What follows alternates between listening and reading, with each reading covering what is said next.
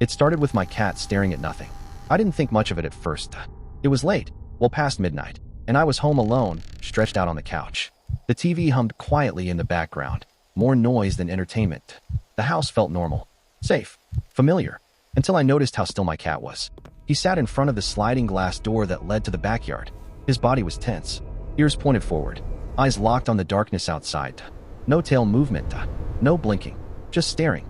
I laughed under my breath and called his name. Nothing. That's when the unease crept in. That slow, crawling feeling you get when something isn't right, but you can't explain why. I stood up and walked toward him, following his gaze. The backyard was barely visible.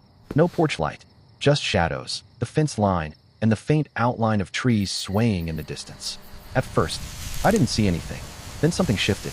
A darker shape stood near the back fence. Too tall, too solid to be a bush. I leaned closer to the glass, my reflection staring back at me, warped by the darkness. The shape moved. One slow step forward. My chest tightened. It was a woman, an old one. She stood barefoot in the grass, hunched forward as if gravity pulled harder on her than it should. My cat growled, low and deep, a sound I had never heard him make before. I told myself she was lost, confused. Maybe she needed help. The explanation felt weak, but I clung to it anyway. I waited for her to wave. She didn't. I waited for her to call out. She didn't. She just stood there, staring through the glass, like she could already see inside. Minutes passed. My legs felt stiff, like if I moved, something bad would happen. Then, without warning, she started walking toward the house. Not rushed, purposeful. Each step felt measured, like she had already decided where she was going long before I noticed her.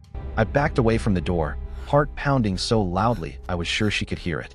Her shadow stretched across the patio as she reached the glass. She didn't knock. She reached for the handle. I froze. I knew the door was locked. I always locked it. I watched as her hand wrapped around the handle, fingers long and stiff, bending slightly in a way fingers shouldn't. The handle turned. The door slid open with a soft click. The air inside the house changed instantly. Colder, heavier, like the walls were holding their breath. She stepped inside. The smell hit me first. Damp earth, old air, something rotten beneath it. When she lifted her head, I finally saw her face. Her eyes were wide and glassy, unfocused, like they weren't meant for seeing, only watching. Her mouth slowly curled into a smile that felt practiced, not human. My cat hissed and bolted down the hallway, disappearing into the darkness. I tried to scream. Nothing came out. The woman tilted her head, listening, like she could hear something I couldn't. Then she took one slow step toward me, and that's when the realization hit. Sharp, nauseating. The porch light never turned on. I never heard the lock disengage. She hadn't come in from outside. The backyard, that was just where I noticed her. She had already been inside the house the entire time, watching, waiting, and now that I was alone, she didn't need to hide anymore.